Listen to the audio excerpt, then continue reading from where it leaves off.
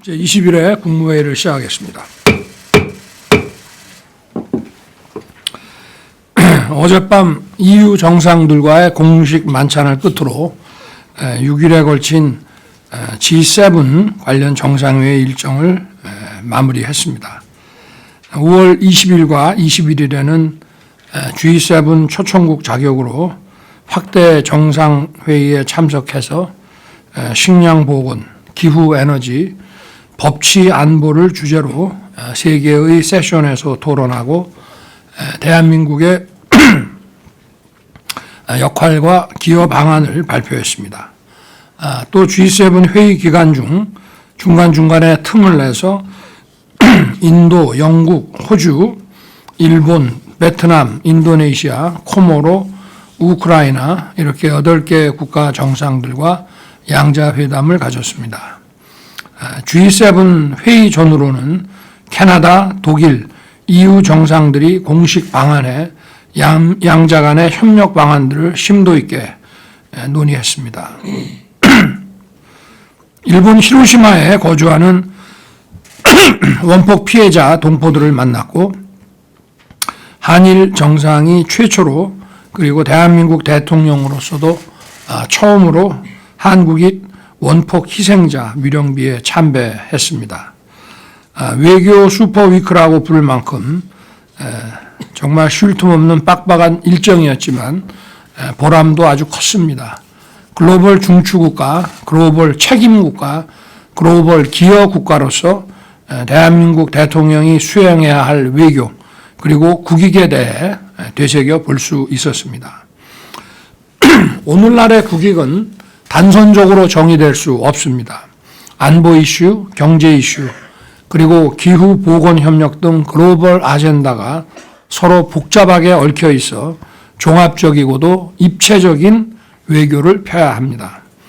또 정부, 기업, 국민이 각자 뛰는 외교가 아니라 민과 관이 함께 협업하면서 필요한 정보를 서로 공유해야 하고 정부는 우리 기업과 국민이 국제 무대에 나가 활발하게 기업 활동을 펴고 자유롭게 교류할 수 있는 환경을 만들어줘야 합니다. 그리고 우리가 지향하는 모든 외교 행위는 자유와 법치라는 보편적 가치와 국제 규범에 기반해야 하고 우리 대한민국의 헌법 정신에 기반해야 합니다. 짧은 기간에 많은 일정을 소화하면서 저는 세 가지 이 방향성을 염두에 두었습니다. 제일 우선적으로 우리 대한민국의 안보를 확보하는 문제입니다. 지금 우리의 안보에 있어 가장 시급한 문제는 북한의 핵과 미사일을 차단하고 억제하는 것입니다. 제가 지난 국빈 방미 때 바이든 대통령과 채택한 워싱턴 선언도 바로 이를 위한 것입니다. 안보가 없으면 경제도 있기 어렵습니다. 우리의 안보가 위태로워지면 투자도 다 빠져나갑니다. 북한의 핵과 미사일 프로그램은 유엔 안보리 결의안을 비롯해서 국제법과 국제규범에 대한 정면 도전이고 국제법을 정면으로 위반하는 것입니다. 또 북한의 핵미사일 위협은 자유가치를 수호하면서 평화를 도모해온 전 세계 자유국가에 대한 도발이기도 합니다.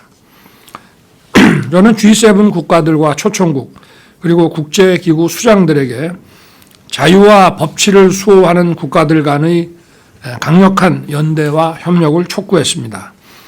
모두가 한 목소리로 핵 비확산 체제에 반하는 북한의 불법 행동을 규탄했으며 북한에 대한 제재 레짐이 충실하게 이행되면서 한국의 안보 강화 노력에 적극 동참하기로 했습니다. 이번 G7 회의를 계기로 바이든 대통령, 기시다 총리와 한미일 안보 협력의 강화에 대해서 그 필요성을 재확인하고 다시 지속적인 논의를 해나가기로 했습니다. 앞으로 한미일 3국 간 북한의 핵미사일에 대한 안보 공조 체제가 한 단계 업그레이드되고 세 나라의 협력 의제도 자연스럽게 안보뿐만 아니라 미래 최첨단 기술 분야로 확대되어 갈 것입니다. 우크라이나의 자유와 평화를 되찾아주기 위한 자유세계의 단합된 지지와 노력 역시 국제법을 위반한 침략 행위에 대한 정당한 조치입니다. 대한민국은 자유인권 법치의 보편적 가치를 공유하는 나라들과 연대하여 우크라이나의 평화 구축과 경제 재건을 위해 가능한 지원을 최대한 펴나갈 것입니다. 어제 폰데어 라이엔 EU 집행위원장은 정상회담 자리에서 독재자의 힘이 자유를 열망하는 우리의 힘보다 결코 강할 수 없다라고 했습니다. 자유세계의 공고한 연대가 결국 한반도와 우크라이나에게 평화를 정착시키고 자유의 승리를 안겨다 주리라고 저는 확신합니다. 이번 G7 외교의 또 다른 과제는 경제 분야입니다. 이번에도 대한민국의 영업사원이라는 마음가짐으로 뛰었습니다. 대외 의존도가 세계 최고 수준인 우리 경제의 살 길은 자명합니다. 저는 수출, 투자, 유치, 해외 투자에서 구체적 성과를 도출하기 위해 뛰었습니다. 공급망 안정, 핵심 광물 확보와 같은 경제 안보 분야, 바이오와 반도체 같은 첨단 산업 분야에서 각 정부 간의 탄탄한 협력 기반을 조성했습니다. 안정적이고 회복력 있는 공급망 구축을 위해서는 다변화가 핵심입니다. 독일 숄츠 총리가 언급한 디리스킹도 특정국에 대한 과도한 의존을 줄이는 다변화를 의미합니다. 우리는 보다 많은 국가들과 가치와 신뢰에 기반한 공급망 협력 체계를 구축해야 합니다. 리튬, 니켈, 코발트 등 핵심 광물 보유국인 캐나다, 인도네시아, 베트남, 호주와의 양자회담, 그리고 소부장 강국인 일본, 독일과의 양자회담은 우리의 공급망을 보다 촘촘하고 안정적으로 다지는 계기가 되었습니다. G7 국가들은 모두 과학기술 강국입니다. 이러한 선진국들이 이제는 우리나라와 반도체, 배터리, 바이오, 우주항공, 원전 등 첨단 산업 분야에서 긴밀히 협력하기를 희망하고 있습니다. 저는 이들 국가들과 서로의 필요를 고려한 맞춤형 협력 방안을 구체화해 나가기로 했습니다. 우리 기업의 해외 진출과 관련한 애로사항을 해소하기 위해서도 노력했습니다. 양자회담마다 상대국의 관세, 통관제도, 신규 입법과 관련한 우리 기업의 애로사항과 거래 위축 우려를 제기하고 이에 대한 상대방 정상의 각별한 관심과 지원을 요청했습니다. 세 번째로 글로벌 아젠다에 대한 우리의 기여와 책임에 관한 의지를 천명했습니다. 식량과 보건 분야의 취약국이 집중된 글로벌 사우스를 살피고 지원하는 것은 앞으로 대한민국 기업 외교의 주된 프로그램이 되어야 합니다. 우리가 공약한 식량 보건 기여 방안을 충실히 이행함으로써 인도적 기여를 통한 책임 외교를 다하고 국제사회의 자유와 번영을 촉진하는 데 앞장서야 합니다. 또한 기후위기를 극복하기 위한 탈탄소 에너지 전환을 가속화하면서 신재생 에너지와 수소 에너지 등 그린 에너지 협력을 확충해 나가야 합니다. 그린 에너지 협력은 기술의 시너지를 극대화시킬 것입니다. 전 정부의 탈원전 기조로 황폐화 직전에 놓여 있던 우리의 원전 역량을 다시금 빠르게 구축하고 있습니다. 과학적으로 안전하게 활용하기만 하면 원자력은 가장 강력하고 효율적인 그린 에너지입니다. 이념이나 정치 논리가 시장을 지배해서는 안 됩니다. 탈이념과 탈정치 그리고 과학 기반화가 바로 정상화입니다. 정상화가 되어야 활력과 혁신이 일어나는 것입니다. 우리의 원전 시공과 운영 능력을 극대화하면서 탈탄소 에너지 전환 대열에 나서는 국가들과 국제적 원전 협력 생태계를 구축해 나갈 것입니다. 저는 이번 히로시마 G7 회의를 통해서 대한민국을 바라보는 국제사회의 시각이 사뭇 달라졌음을 실감했습니다. 대한민국의 정의롭고 책임있는 리더십은 국제사회에서 존중받고 있습니다.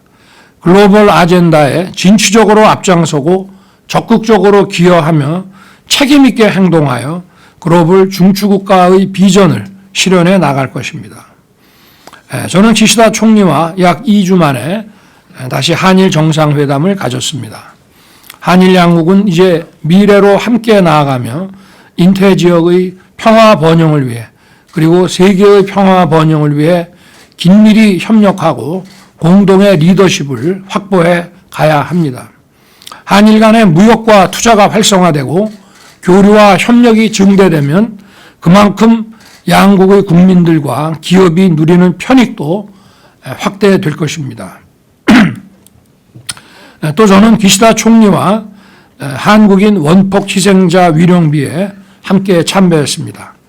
피폭당한 지 78년의 세월이 흐르는 동안 사무치는 아픔을 간직해온 원폭 피해자들의 고통을 조금이나마 헤아릴 수 있었습니다.